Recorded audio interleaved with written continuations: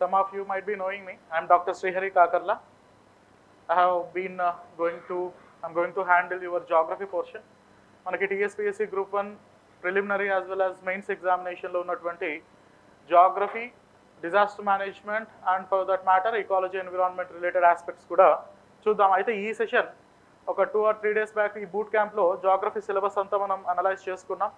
What are the components of the geography, ఏ materials చదవాలి, జాగ్రఫీలో ఎలా ఎక్కువ స్కోర్ చేయాలి, ఈ విషయాలన్నీ కూడా ఒక 2 or 3 days బ్యాక్ సెషన్లో బూట్ క్యాంప్లో కవర్ చేసుకున్నాం.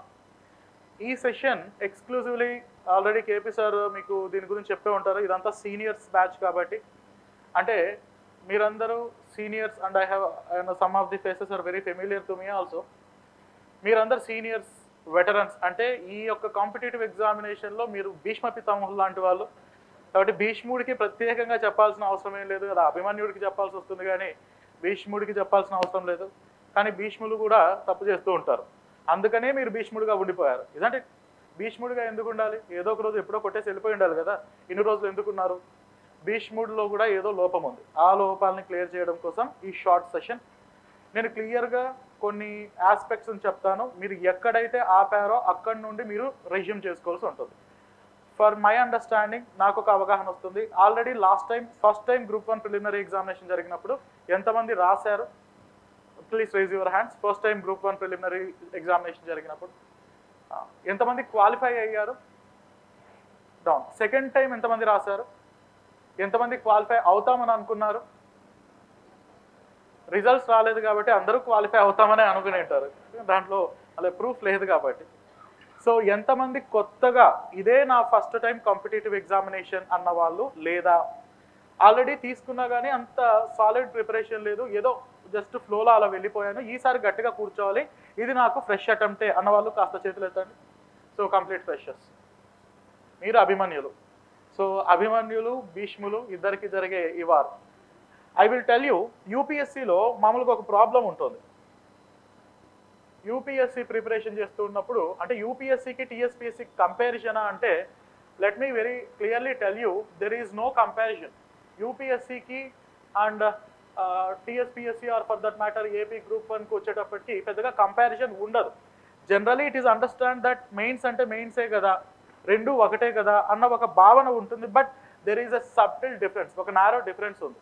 ఈ నారో డిఫరెన్స్ని అర్థం చేసుకోవాల్సి ఉంటుంది. చాలా సందర్భాల్లో యూపీఎస్సీ చదివిన వాళ్ళు, యూపీఎస్సీలో ఇంటర్వ్యూ వరకు వెళ్ళిన వాళ్ళు ఇక్కడ గ్రూప్ 1 మెయిన్స్ ఆర్ ఆన్సర్ రైటింగ్లో కాస్త తప్పులు చేస్తూ ఉండడం అన్నదాన్ని చూస్తే, యూపీఎస్సీ ప్యాటర్న్ని ఎగ్జాక్ట్గా ఇక్కడ రిటాలియేట్ చేస్తే, రెప్లికేట్ చేస్తే వర్కౌట్ అవుతుందా అంటే చాలా సందర్భాల్లో కాకపోవచ్చు.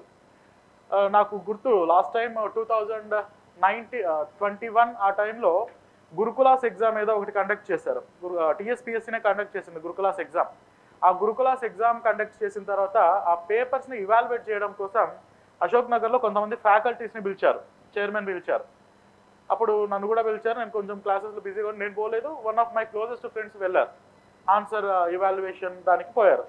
అంతా ఇవాల్యుయేషన్ అయిపోయిన తర్వాత లాస్ట్లో చైర్మన్తో కాస్త చిట్ చాట్ మాట్లాడుతూ కొంచెం ఏదో బ్రీఫ్గా డిస్కస్ చేస్తుంటే, అప్పుడు చైర్మన్ గారు ఒక చిన్న ఆన్సర్ టెంప్లెట్ ఇచ్చారంట, ఒక ఆన్సర్ షీట్.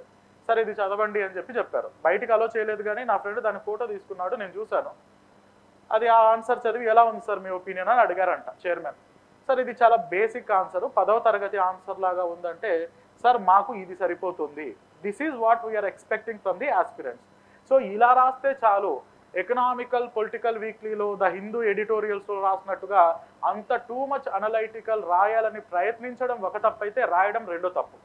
యూపీఎస్సీలో అనుకోండి, యూపీఎస్సీలో మీరు అలా రాస్తే కాస్త ఫెచ్ ఉంటుంది, ఎందుకంటే UPSC requires the core element. But here in the state commission examination certain template has been already decided.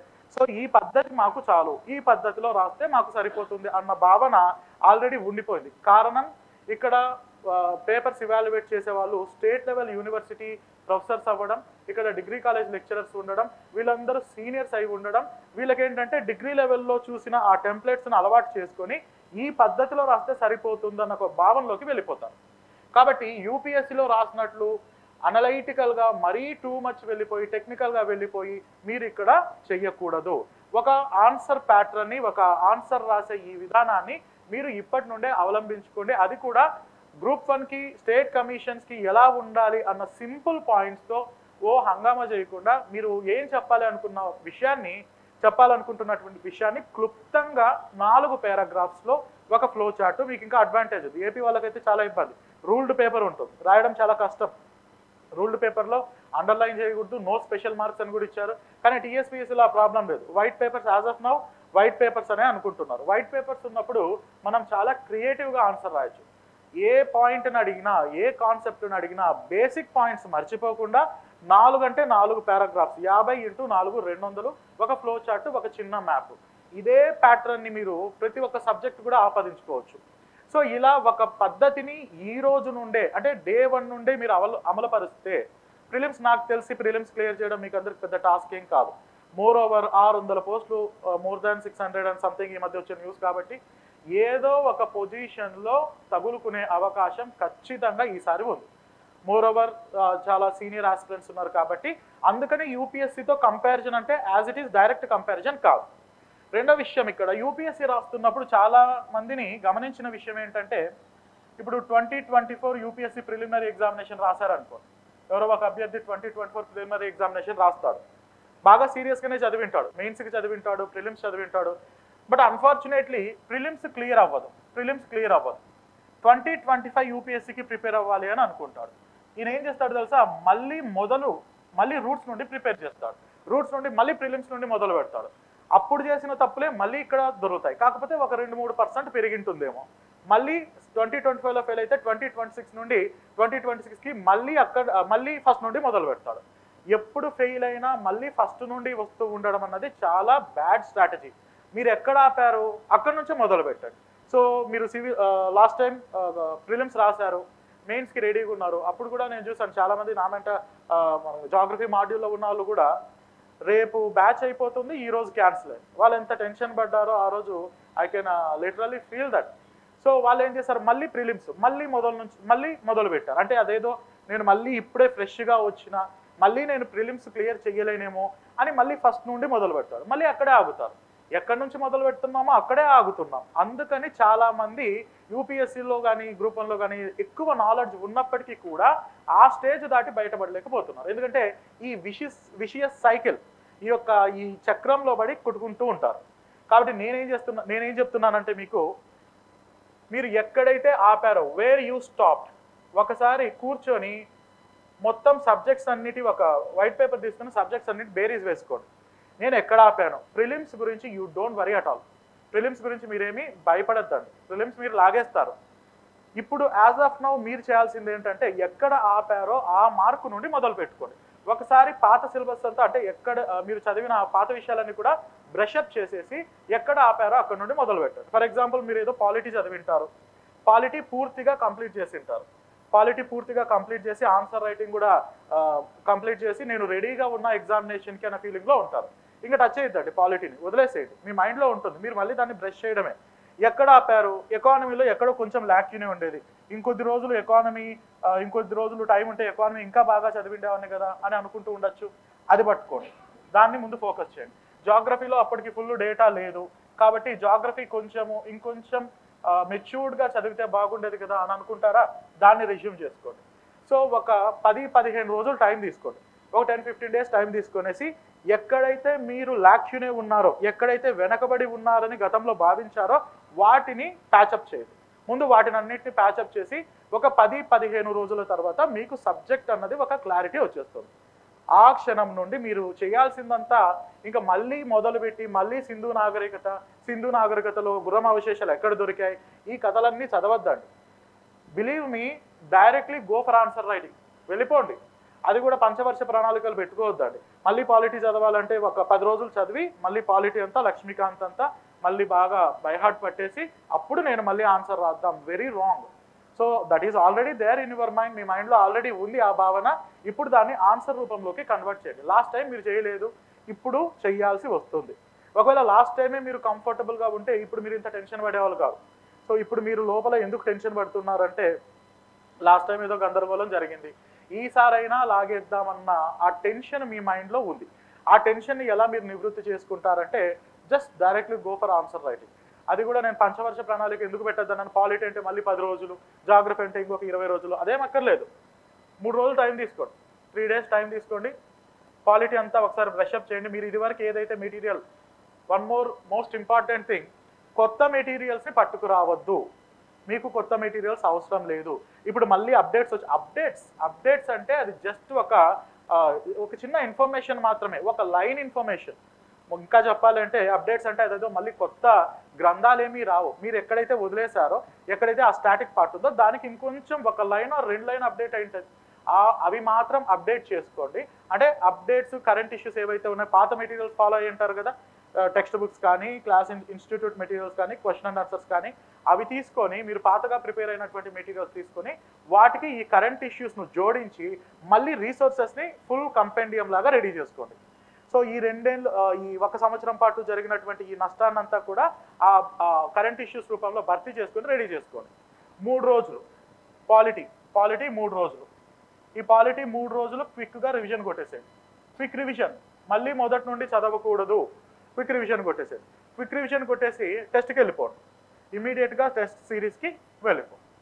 తర్వాత ఇంకొక 4 రోజులు జాగ్రఫీ పెట్టుకోండి. ఇంకొక 4 రోజులు జనరల్ ఎస్ఏలో ఏవైనా కొన్ని కొత్త ఇష్యూస్ ఉంటే, కొత్త టాపిక్స్ ఏవైనా, ఈ మధ్య డెవలప్డ్ ఇష్యూస్ ఏవైనా ఉంటే జనరల్ ఎస్ఏ, అవన్నీ కూడా కొంచెం ఇంటర్నెట్లో రీసోర్సెస్ అక్కడ ఇక్కడ గ్యాదర్ చేసుకునేసి జనరల్ ఎస్ఏస్ కూడా పెట్టుకోండి.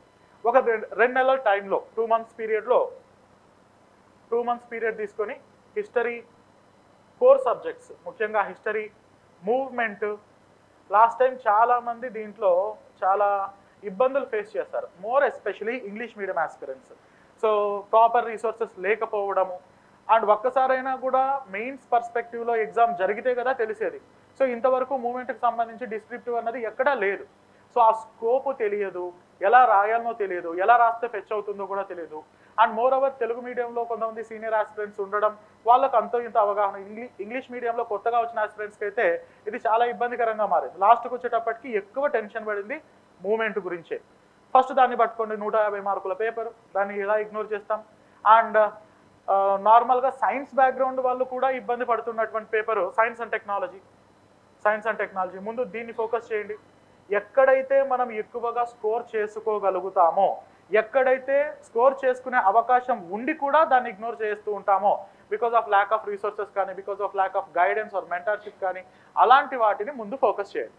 ఓకే, నా సజెషన్ అయితే తెలంగాణ మూవ్మెంట్ ఒకటి, సైన్స్ అండ్ టెక్నాలజీ ఒకటి, ఆ తర్వాత జాగ్రఫీ, ఎందుకంటే కొంచెం టెక్నికల్గా ఉంటుంది కాబట్టి జాగ్రఫీ. నాకు తెలిసి కామన్గా మీరు ఆన్సర్ రాయగలిగే సబ్జెక్ట్స్ పాలిటీ ఉంటాయి. You can very comfortably, I guess as of my knowledge, polity, governance answer రాయగలుగుతారు. అంటే వాటిలో కొంచెం తేడాలు ఉండొచ్చు. కొంతమందికి 6.5 రావచ్చు, కొంతమందికి 5.5 ఆ మధ్యలో వస్తూ ఉండొచ్చు. But history, Indian history, polity మీరు కంఫర్టబుల్గా రాయడానికి అవకాశం ఉన్నటువంటి ఏరియాస్. కొద్దిగా పక్కన పెట్టండి. వాటిని పక్కన పెట్టండి అంటే ఇగ్నోర్ చేయమని కాదు, ముందు ఎక్కడ పోగొట్టుకున్నామో అక్కడ వెతుక్కోవాలి. ఇవి వెతుక్కోండి, ఇదండి. ఆ తర్వాత జనరల్ ఎస్ఏ మీద పడండి. జనరల్ ఎస్ఏ మీద ఎందుకు పడమంటున్నానంటే 150 మార్క్స్ ఒకటి, వెయిటేజ్ ఒకటి. General essay 150 marks weightage.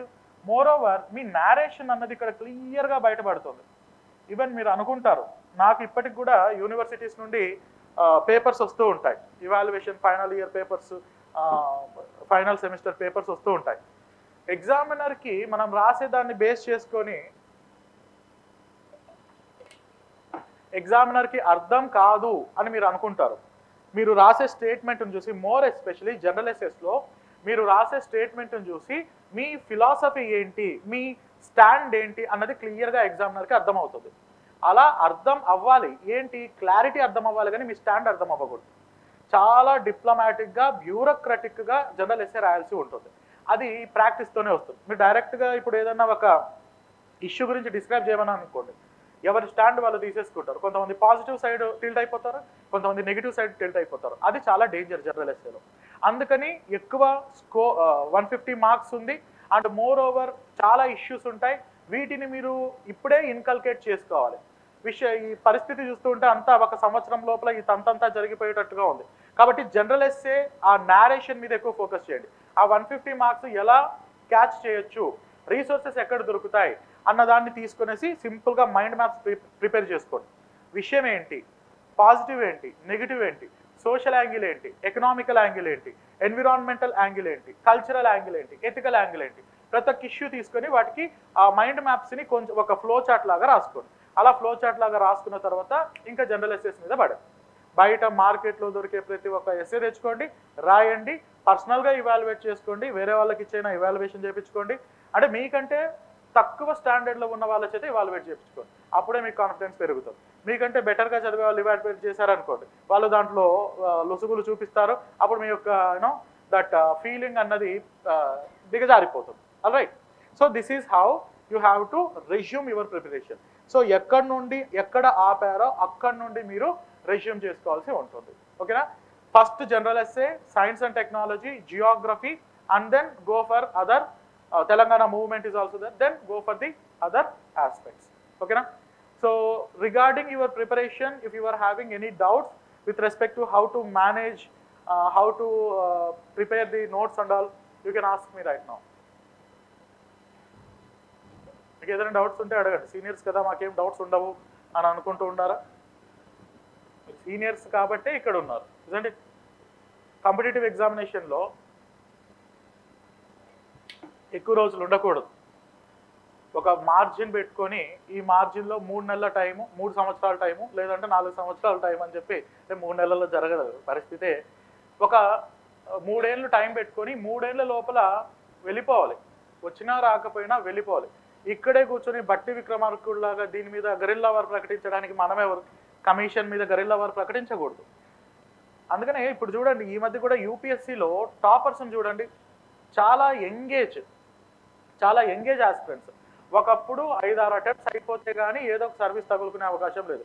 ఇప్పుడు అంతా engage aspirants, just degree completed, just MBBS or BTech completed, సింపుల్గా వస్తున్నారు. ఎక్కువ సంవత్సరాలు ఇక్కడ వృధా చేయట్లేదు, ఇమ్మీడియట్గా జాబ్ కొట్టేసుకుంటున్నారు, ఎంగేజ్లో సెటిల్ అయిపోతున్నారు. ఇన్ని సంవత్సరాలు ఉండి మనం ఏం చేస్తున్నాం? ఇన్ని సంవత్సరాల నుండి మీరేం చేస్తున్నారంటే మీరు ఇక్కడ నాలెడ్జ్ని గ్యాదర్ చేస్తున్నారు. నేను ఈ విషయం మొహమాటం లేకుండా చెప్తాను చూడండి. Knowledge, you always try to acquire knowledge which is not at all required for the competitive examination. మీకు జ్ఞానం అవసరం లేదు. మీకు ఎంత జ్ఞానం ఉంటే సర్వీస్కి అంత దూరం అవుతారు. నాకు ఒకటి చెప్పండి, మీకు జ్ఞానం కావాలన్నా సర్వీస్ కావాలన్నా? మరి జ్ఞానంతో ఏం పని? 4-5 పుస్తకాలు చదువుతారు, 4-5 ఏవేవో స్ట్రాటజీలు ఫాలో అవుతారు. మీరు ఎంత జ్ఞానం అక్వైర్ చేస్తే మీ ఆన్సర్లో అంత క్లారిటీ మిస్ అవుతుంది. ఈ యంగ్స్టర్స్ ఎలా కొడుతున్నారు సర్వీసెస్ అంటే, ఒకటే, వాళ్ళు రావడమే క్లియర్గా మీరు ప్రిపరేషన్కి పెట్టే టైము వాళ్ళకు 3 నెలలు స్ట్రాటజీ మీద పెడుతున్నారు. అసలు ఏంటి విషయం, ఏంటి సిలబస్, ఏంటి దీంట్లో స్మార్ట్ స్టెప్స్ ఎలా తీసుకోవచ్చు, మెటీరియల్స్ని ఎలా ప్రిపేర్ చేసుకోవాలి, గ్రౌండ్ వర్క్ ఒక 3-4 నెలలు చేస్తారు. అలా చేసిన తర్వాత దాన్ని క్లియర్గా clarity of mind, purity of థాట్తో ఎగ్జిక్యూట్ చేసేస్తుంటారు. అందుకనే ఈజీగా ప్రిలిమ్స్ క్లియర్ చేస్తుంటారు, ఈజీగా మెయిన్స్ క్లియర్ చేస్తుంటారు. మనం ఏం చేస్తూ ఉంటామంటే ఏదైనా ఒక పాయింట్ అర్థం కాలేదనుకోండి, దాని మీద ఇంటర్నెట్లో రీసెర్చ్ చేయడం, యూట్యూబ్లో వీడియోస్ వెతుక్కోవడం. రాజ్యాంగాన్ని రాయడానికి డాక్టర్ బిఆర్ అంబేద్కర్ గారికి 2 సంవత్సరాల 11 నెలల ఇదంటే 18 రోజులు పట్టేది. మీరు 3 నెలల్లో చదువుదామనేనా? అబద్ధం కాదా అది? ఆ మహానుభావుడికే 3 సంవత్సరాలు పడితే మీరు 3 నెలల్లో ఎలా చదువుతారు రాజ్యాంగాన్ని? అబద్ధం అది. మరి ఎలాగంటే ఏది అవసరమో అది చదవాలి. ఏది అవసరమో ఎలా తెలుస్తుంది? ప్రాక్టీస్తో తెలుస్తుంది, ప్రీవియస్ పేపర్స్తో తెలుస్తుంది. కాబట్టి జాగ్రఫీని మీరు చదవగలుగుతారా? 3 నెలల్లో జాగ్రఫీ, లేదంటే నేనైతే 45 రోజుల్లో అయిపోగొడతాను జాగ్రఫీ. 45 రోజుల్లో అయిపోగొడతారా? 4500 మిలియన్ సంవత్సరాల చరిత్ర ఉంది భూమికి. 45 రోజుల్లో నేను అయిపోగొట్టగలనా? బట్ వాట్ ఐఎమ్ ఫోకసింగ్, మీకు క్లియర్గా ఇస్తున్నారు, అయ్యా ఇది సిలబస్, ఇలా క్వశ్చన్స్ అడుగుతాం, ఇది కూడా ప్రీవియస్ క్వశ్చన్ పేపర్స్ ఎగ్జాంపుల్ ఉంది, ఇదంతా చూసుకొనేసి జాగ్రత్తగా ప్రిపేర్ అవ్వండి అని కమిషన్ అంత చెప్పినా సరే సర్వీస్ కొట్టకపోతే ఈ ప్రాబ్లము, ఆ తప్పు మనలోనే ఉన్నట్టు లెక్క. అలాగే సో మీరు ఎక్కడైతే ఆపారో అక్కడి నుండి రెజ్యూమ్ చేసుకోండి. ముందు ఒక 4-5 రోజులు ఈ మెటీరియల్స్ వీటి మీద పడకుండా మీ పాతది దుమ్ము పట్టినటువంటి ఆ ఆర్కైవ్స్ అన్నింటినీ ఆర్కియలాజికల్ ఎక్స్కవేషన్స్ లాగా వాటిని బయటికి తీయండి. మీ యొక్క పురావస్తు మెటీరియల్స్ అన్ని బయటికి తీసి పేపర్ వైజ్గా సబ్జెక్ట్స్, పేపర్ వైజ్గా టాపిక్స్ని ఆర్గనైజ్ చేసుకోండి. క్లియర్గా ఒక 10 ఫోల్డర్స్ తెచ్చుకోండి, ఒక 10-15 ఫోల్డర్స్ తెచ్చుకోండి. అప్పుడు నేను ఇండియన్ హిస్టరీకి ఏం చదివానో అదంతా తీసి ఇండియన్ హిస్టరీ ఒక ఫోల్డర్లో పెట్టండి. తెలంగాణ హిస్టరీ ఒక ఫోల్డర్లో పెట్టుకోండి. జాగ్రఫీ మీరు అప్పుడు ఏదైతే చదివారో ఫోల్డర్ రూపంలో పెట్టుకోండి. అలా పెట్టుకున్న తర్వాత మొత్తం రిసోర్సెస్ రెడీ చేసుకునేసి 2 రోజులకి 3 రోజులకి ఒక సబ్జెక్టుని పెట్టుకునేసి క్విక్ రివిజన్ కొట్టేసేది. బయట ఏ మెటీరియల్ రిసోర్సెస్ అవైలబిలిటీలో ఉన్నా యూపీఎస్సీ క్వశ్చన్స్, ఏపీపీఎస్సీ గ్రూప్ 1లో ఇటీవల జరిగినటువంటి ఎగ్జామ్లో ఉన్నటువంటి క్వశ్చన్స్ ఇవి తీసుకొని ఆ పేపర్స్ తీసుకొని ప్రాక్టీస్ చేసుకుంటూ ఇంకా మళ్ళీ భయపడుకుంటూ అరే నేను ఇంతకుముందు అంటే ఏదో దేవుడి దయ వల్ల అలా అయిపోయింది, గ్రహదోషాల వలన ఈసారి ప్రిలిమ్స్ అవుతుందా లేదా అని టెన్షన్ పట్టుకోవద్దు. సో మీరు ఆ ప్రిలిమ్స్ అవ్వకుంటే, ఆ ప్రిలిమ్స్ అవుతుందనే భావన లేకుంటే మీకు తెలియకుండా మీరు ఈ మెయిన్స్ స్ట్రాటజీలు ఆన్సర్ రైటింగ్లోకి మీరు రారు. కాబట్టి 90% మీకు ప్రిలిమ్స్ క్లియర్ అవుతుంది. But I'm not telling that you have to ignore the preliminary examination. So ఇప్పుడు వస్తున్నటువంటి క్వశ్చన్స్ బేస్ చేసుకుంటే ఎక్కువగా ఫ్యాక్ట్స్ ఏం రావట్లేదు కదా, అంతా ఎక్కువగా కాన్సెప్ట్సే వస్తున్నాయి. మరి కాన్సెప్ట్స్ వస్తున్నప్పుడు మీరు ఆటోమేటిక్గా మెయిన్స్కి ప్రిపేర్ అయ్యారు అంటే automatically you have been parallelly preparing for the preliminary examination as well, isn't it? So ప్రిలిమ్స్కి మెయిన్స్కి అలా ప్రిపేర్ అవుతూ ఎక్కడైతే మీరు గతంలో వెనకబడి ఉన్నారని భావించారో వాటిని ప్యాచప్ చేసుకుంటే ఇక టైం వేస్ట్ అవ్వకుండా, మళ్ళీ చాలామందికి ఇదే డౌట్, మళ్ళీ ఈసారైనా జరుగుతుందా, మళ్ళీ క్యాన్సిల్ అవ్వకుండా ఉంటుందా, మళ్ళీ పేపర్ లీకేజ్ ఉంటుందా అంటే competitive examination preparation is a gambling, జూదం. ఇది మీరు నమ్మినా నమ్మకపోయినా జూదం. సో ఈ జూదంలో చాలామంది వయసు కోల్పోతున్నారు, చాలామంది హెయిర్ కోల్పోతున్నారు, అంటే చాలామంది బికమింగ్ బాల్డ్ హెడెడ్ కూడా వస్తూ ఉన్నారు. I have personally seen many of friends and my self also. Because stress, ఎప్పుడు చూసినా మనశ్శాంతిగా చదివిందే ఉండదు. ఏమడిగినా ఎలా చదువుతున్నా అంటే పర్లేదు అంటారే కానీ బాగా చదువుతున్నాను ఏ ఒక్కరైనా చెప్పగలిగారా? చెప్పరు. ఇది చెప్పడానికి కూడా వీలు కాదు. కానీ మీరు బాగా చదివారు అని ఎప్పుడు మీరు చెప్పగలుగుతారంటే at least if you are at 50% margin. నేను మొన్న కూడా బూట్ క్యాంప్లో చెప్పాను, 10 మార్కుల క్వశ్చన్కి 10 మార్కర్ క్వశ్చన్స్కి మీరు 7 మార్కులు రావాలి, 8 మార్కులు రావాలి అని అనుకుంటారా? చాలా తప్పు, చాలా తప్పు.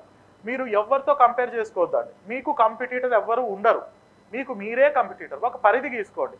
ఆ పరిధి ఏంటి? నాకు ప్రతి ఒక్క క్వశ్చన్కి 5.5 నుండి 6 మార్కులు వస్తే చాలు. 9 మార్కులు వచ్చిన వాడు ఉండని, మంచిది, నమస్తే పెడదాం. అండ్ 1 మార్కు వచ్చిన వాడు ఉండని, పాపం జాలి పడదాం. అంతేగాని ఇది నా పరిధి, ఈ పరిధిలో నేను ఉంటా. ప్రతి ఒక్క క్వశ్చన్కి 5.5 మార్క్స్ తెచ్చుకుంటే చాలు. 5.5 మార్క్స్ అంటే మొత్తం ఓవరాల్గా తీసుకుంటే 55%. You know what is the meaning of 55%? 55% అంటే అర్థం ఏంటి తెలుసా?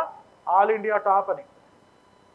All India topper. మీరు ఏ ఆల్ ఇండియా టాపర్ అయినా తీసుకోండి, ఇరా సెహగల్ మేడం అయినా సరే, ఇటీవల మన Hyderabad based officer Anoop Durshetti sir అయినా సరే, and Gaurav Agarwal, Tina Dabi madam. So ఎవరినైనా తీసుకోండి, 51, 52, 53, నాట్ మోర్ దాన్ 55. ఎక్సెప్షనల్గా కొన్ని సందర్భాల్లో అది స్టేట్ కమిషన్లో 72%. మొన్న ఒకసారి ఏపీపీఎస్సీ గ్రూప్ 1 టాపర్కి, ఈసారి కాదు ఇంతకుముందు ఎప్పుడో ఏపీపీఎస్సీ గ్రూప్ 1 టాపర్కి ఒకసారి 72% వచ్చింది. సెకండ్ ర్యాంకర్ ఎక్కడున్నారు తెలుసా? 57%లో. ఎక్సెప్షన్స్ ఉంటారు, వాళ్ళు మనకు కంపారిజన్ కాదు. సో మన పరిధి ఏంటి? అందుకనే చూడండి, టాపర్స్ ఎప్పుడైనా ర్యాంకులు వచ్చిన తర్వాత నేను ఆల్ ఇండియా టాప్ అయ్యానా, నేను ఎప్పుడు ఊహించలేదు, అట్లీస్ట్ టాప్లో ఉంటానని కూడా నేను ఎప్పుడు అనుకోలేదు అని అంటూ ఉంటారు. మీరు కూడా అంతే, టాప్లో ఉండాలని, 10కి 9 మార్కులు తెచ్చుకోవాలని, అంతా తెలియాలని, నాకు తెలియని పాయింట్ ఉంటే ఇమీడియట్గా భయపడిపోయి ఎవడో ఏదైనా కొత్త పాయింట్ చూసారనుకోండి, ఈ పాయింట్ నేను చదవలేదే అని భయపడిపోయి కంగారు పడిపోయి నువ్వే మెటీరియల్ చదువుతున్నావని ఆ మెటీరియల్ అంతా చదువుకొని మన బేసిక్ ఐడెంటిటీని మిస్ చేస్తూ ఉంటాం. That is the wrong practice in the competitive examination. So as I already told you, your clarity of thought, మీరు ఒక టాపిక్ని ఎంచుకున్నారు అంటే దాంట్లో ఎంత స్పష్టత ఉంది అన్నదే ఎగ్జామినర్కి అవసరం. ఎగ్జామినర్కి 100 పాయింట్లు ఇస్తారు. అక్కడ ఇవాల్యుయేషన్ చేసేటప్పుడు ఒక టెంప్లెట్ ఇచ్చి టెంప్లెట్లో 100 పాయింట్స్ ఉంటాయి. మీరు రాసిన పాయింట్ కూడా అందులో ఉంటుంది. అందుకనే మెయిన్స్ ఎగ్జామినేషన్లో నెగిటివ్ మార్కింగ్ ఉండదు, ఎందుకంటే మీరు తప్పు రాయరు. డిస్క్రిప్టివ్ ఎప్పుడూ తప్పు కాదు. గవర్నమెంట్కు వ్యతిరేకంగా రాస్తే ఏదైనా, యూపీఎస్సీ మొన్న ఒకసారి 2018 మెయిన్స్లో 27 మార్కులు కట్ చేసింది మెయిన్స్లో. అదే మెయిన్స్లో కూడా నెగిటివ్ మార్కింగ్ ఉంటుందా అంటే, సో అలా స్టాండ్ తీసుకున్నప్పుడు యాంటీ సోషల్ పారాగ్రాఫ్స్ కానీ ఇలా రాసినప్పుడు నెగిటివ్ మార్కింగ్ ఇస్తుంది. సో అలా నెగిటివ్ మార్కింగ్ ఉన్నప్పుడు లేదా ఆ నెగిటివ్ మార్కింగ్ ఉండదు కాబట్టి ఈ మెయిన్స్ ఆన్సర్ డిస్క్రిప్టివ్ విషయంలో సో మీరు ఎంత బ్యూటిఫుల్గా దాన్ని ప్రజెంట్ చేయగలుగుతారో, ఉన్న సింపుల్ నాలెడ్జ్ని పారాగ్రాఫికల్ రూపంలో ఎలా తీసుకొస్తారో అది మాత్రమే మన టార్గెట్. అందుకనే క్లారిటీ మిస్ అవ్వకూడదు. ఆ బేసిక్ పాయింట్స్ ఉంటాయి చూడండి. That is the reason why many of the times మీరు ఎన్ని స్టాండర్డ్ బుక్స్ చదివినా సరే మీకు ఎన్సీఆర్టీని ఇగ్నోర్ చేయొద్దు అని చెప్తూ ఉంటారు. ఎన్సీఆర్టీ చదివిన ప్రతి ఒక్కసారి కొత్తగానే కనిపిస్తూ ఉంటుంది. మీరు ఎన్సీఆర్టీని చదవండి, ఒకానొక సందర్భంలో మీరు ఫ్రెండ్లీ అయిపోతారు ఎన్సీఆర్టీకి. సో ఎన్సీఆర్టీ మళ్ళీ ఏదో పొద్దుపోకపోతే ఏదో నవల చదివినట్టు, మ్యాగజైన్ చదివినట్టు ఎన్సీఆర్టీ చదవడం మొదలు పెడతారు. ఎన్సీఆర్టీ ఎంత సింపుల్గా ఉంటుంది చూడండి. And think about that, you have been preparing for the highest bureaucratic examination and you are reading 8th class, 9th class. ఏమన్నా పద్ధతేనా ఇది? UPSC or state commissions require this kind of strategy only. Due to lack of knowledge about this kind of strategy, due to lack of knowledge, వీటిపైన అవగాహన లేకపోవడం వలన ఏదో చదవాలి, ఇంకేదో ఉంటుంది, ఇంకేదో కొత్త కొత్త పాయింట్స్ ఉంటాయన్న భావనలో ఏదో చేయాలని ఏది చేయలేక ఏదో ఒకటి చేసేస్తూ ఉంటారు. అలా చేయకండి. Alright, so I recommend you to resume, not start your preparation. Don't start your preparation. Resume your preparation at the point where you have stopped earlier because of whatever the factors. So అప్పుడు ఏ కారణాల చేత అయితే మీరు అక్కడ ఆపేశారో అక్కడి నుండి మొదలు పెట్టండి. వెనక బ్యాక్గ్రౌండ్ మళ్ళీ మర్చిపోకుండా ఉండడానికి కాస్త బ్రషప్ చేసేసి, బ్రషప్ అంటే తెలుసు కదా, క్విక్ రివిజన్. మళ్ళీ బుక్ చేసుకుని మొదటి రాజ్యాంగ ముసాయిదా కమిటీ ఎప్పుడు ఏర్పడింది అవన్నీ ఏం అక్కర్లేదు. సో క్విక్గా కొట్టేసుకుంటూ వెళ్ళిపోండి, ఆ కనెక్టివిటీ వచ్చేస్తుంది. జనరల్ స్టడీస్కి ఆ పవర్ ఉంటుంది. సో మీరు వదిలేసినా మళ్ళీ మీరు కీ పెడుతూనే మళ్ళీ అది రీస్టార్ట్ అయిపోతూ ఉంటుంది. Alright, that is how I thought of giving these suggestions. And regarding this geography, you can ask me doubts with respect to geography, both preliminary as well as mains examination. And for that matter, in general, if you are having any doubts how to resume your preparation, how to prepare your materials or the resources, you can ask me right now.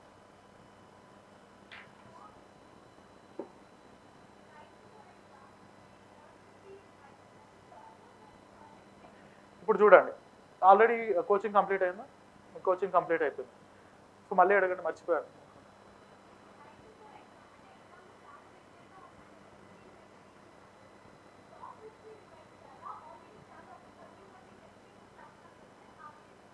Prelims విషయంలోనా, mains విషయంలోనా? Both. చూడండి, అందుకని చాలామంది ఏమంటూ ఉంటారంటే personal notes prepare చేసుకోండి అని అంటూ ఉంటారు. పర్సనల్ నోట్స్, ఈ పర్సనల్ నోట్స్ మీలో కూడా చాలామంది ప్రిపేర్ చేయడానికి మొదలు పెట్టింటారు. కొంతమంది 2 రోజులకే ఆపింటారు, కొంతమంది 20 రోజుల తర్వాత ఆపింటారు. నాకు తెలిసి అట్లీస్ట్ 1-2% కూడా పూర్తి స్థాయిలో పర్సనల్ నోట్స్ ప్రిపేర్ చేసుకుని ఉండరు. ఇదంతా ఎప్పుడు తెలుసా పర్సనల్ నోట్స్ ప్రిపేర్ చేయాలని చెప్పింది? 2010కి 2009కి ముందర. అప్పుడంటే రీసోర్సెస్ లేవు. అందుకనే ఈనాడు ఎడిటోరియల్ వస్తే పిన్నులు కొట్టుకోవడాలు, ద హిందూ ఎడిటోరియల్ తీసుకుని బుక్లో అతికించుకోవడాలు అవన్నీ అప్పుడు చేసేవాళ్ళు. ఇప్పుడు అంతా స్పూన్ ఫీడింగ్, ఎవ్రీథింగ్ యూట్యూబ్లో పెట్టేస్తున్నారు. Resources are earlier the problem is due to lack of resources, now the problem is the plenty of availability of resources. ఇప్పుడు రీసోర్సెస్ ఎక్కువైపోయి ప్రాబ్లం. మీరు ఒరిజినల్గా సీరియస్గా ఆనెస్ట్గా ప్రిపేర్ అయిన వాళ్ళైతే ఒక సపోజ్ ఈ ప్రిలిమినరీ ఎగ్జామినేషన్ తీసుకుందాం, UPSC preliminary examination. By the mid of March mid కల్లా ప్రిపరేషన్ అన్నది కంప్లీట్ అయిపోయి ఉండాలి. ఆ తర్వాత రోజుకి అట్లీస్ట్ 200 క్వశ్చన్ని మీరు ప్రాక్టీస్ చేసి ఉండాలి. ప్రిలిమినరీ పర్స్పెక్టివ్లో రోజుకు 200 క్వశ్చన్స్ రాయడం పెద్ద విషయమేం కాదు. సో 2.5 అవర్ పొద్దున 2.5 అవర్ సెషన్ అయిపోతూనే ఒకసారి evaluation session, evening 2.5 hour evaluation session. ఈ రకంగా మనం చేస్తే ఒక్క సబ్జెక్ట్లో దాదాపుగా కనీసం 2000 వరకు క్వశ్చన్స్ని సాల్వ్ చేయొచ్చు. 2000 వరకు క్వశ్చన్స్ని సాల్వ్ చేయొచ్చు. సో 2000 వరకు క్వశ్చన్స్, అది కూడా ఏంటి, చాలా ప్రిసైజ్డ్గా క్వశ్చన్స్ని సాల్వ్ చేస్తాం.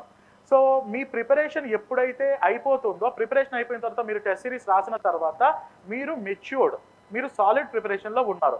మళ్ళీ మీరు టెక్స్ట్ బుక్ ముట్టుకోవాల్సిన అవసరం రాకూడదు.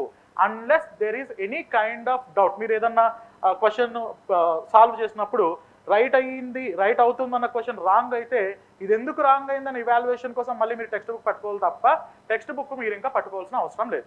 కాబట్టి ఎగ్జామ్కి 10-15 రోజుల ముందర మళ్ళీ సబ్జెక్ట్ అంతా కూడా క్విక్ రివిజన్ కొట్టాలి అంటే మీరు రాసిన టెస్ట్ సిరీసే. టెస్ట్ సిరీస్లో వెనక ఇవాల్యుయేషన్ ఇస్తారు చూడండి, ఆ రేషనల్, అరే రైట్ అయినా రాంగ్ అయినా ఆ క్వశ్చన్ని మళ్ళీ చూడండి.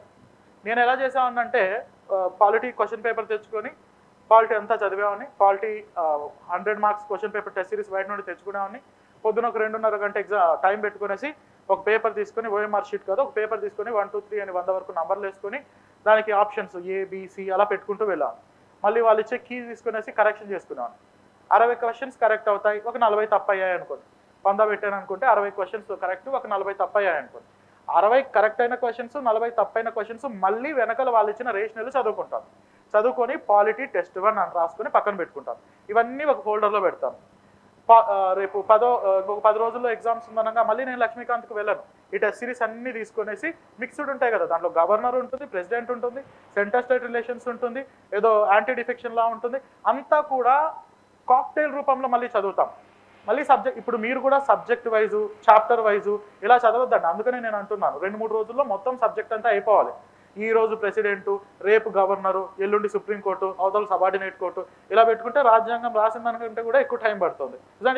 సో అలా మీరు షార్ట్ నోట్స్ మీరు ప్రిపేర్ చేసుకోరు కాబట్టి, ఎవరో ప్రిపేర్ చేసుకున్న షార్ట్ నోట్స్ మీకు అర్థం అవ్వదు కాబట్టి, మీరు రాసిన ఆ టెస్ట్ సిరీస్, అది మెయిన్స్ అయితే మెయిన్స్ కూడా, ఒకవేళ మీరు మెయిన్స్ రాసినారనుకోండి, ఒక జాగ్రఫీలో ఒక 10 మెయిన్స్ టెస్ట్ రాశారు, 10 × 10 క్వశ్చన్స్, 100 క్వశ్చన్స్, 100 క్వశ్చన్స్ అంటే 100 థీమ్స్. అక్కడ ఆ 100 థీమ్స్ని పట్టుకొని, ఆ 100 థీమ్స్ మీరేం రాశారు, వాళ్ళు ఏమి ఇచ్చారు, దాంట్లో టెంప్లెట్ ఏదో ఇస్తారు కదా, ఆన్సర్ టెంప్లెట్, వాళ్ళు ఏమి ఇచ్చారు, దీన్ని కంపేర్ చేసుకోవాలి. So at the time of examination or before a short period of the examination, you should revise the materials which you have, if you prepared, or if you have that material resources which you appear for the examination. పరీక్షలకు ఏదైతే మీరు prepare అయి ఉన్నారో అవి prepare అవ్వాల్సి ఉంటుంది. మళ్ళీ core బుక్కులు, స్టాండర్డ్ బుక్కులు, ఎన్సీఆర్టీ బుక్కులు ఒకసారి చదివిన తర్వాత మళ్ళీ ముట్టుకోకూడదు. అన్లెస్ మీకు ఏదైనా డౌట్ ఉంటే తప్ప, మీరు మూమెంట్ ఏదో చదివింటారు ఏదో పుస్తకాన్ని, మళ్ళీ చదవద్దండి, మళ్ళీ చదవద్దు. దాని మీద మెయిన్స్ ఆన్సర్స్కి డైరెక్ట్ వెళ్ళిపోండి. అది ఎలా వెళ్ళిపోతామంటే, వెళ్ళిపోయి చూడండి, ఆన్సర్ రాసి చూడండి, 3 వస్తాయి. 3 మార్కులు వచ్చే చోట, అంటే 5 మార్కులు రావాల్సిన చోట 3 వస్తుంది, ఇంకొక చోట 4 వస్తుంది, ఇంకో చోట 4.5 వస్తుంది, మళ్ళీ 5కు చేరుకుంటారు. You don't worry about that. All right, these are the mantra. ఇవి చెప్పరు, ఇవి సాధారణంగా ఎవరికి తెలియదు కూడా. ఎవరైతే దీంట్లో దెబ్బతిని ఉంటారో, C as I told you, I have a PhD in cancer biology. And I am associated junior scientist in many of the reputed organizations in India. చాలా రీసెర్చ్ సెంటర్స్లో నేను సైంటిఫిక్ అడ్వైజర్ అండ్ రీసెర్చ్ అడ్వైజర్గా ఇప్పటికి కూడా నేను ఉన్నాను. I work for thyroid gland, Alzheimer's, HIV, chikungunya, వాటికి vaccine డిజైనింగ్లో కూడా నాకు ఇంటర్నేషనల్ పేపర్స్ ఉన్నాయి. When I come for the civil services examination, I was very confident and I'm university topper, gold medalist, ఇవన్నీ ఉన్నాయి.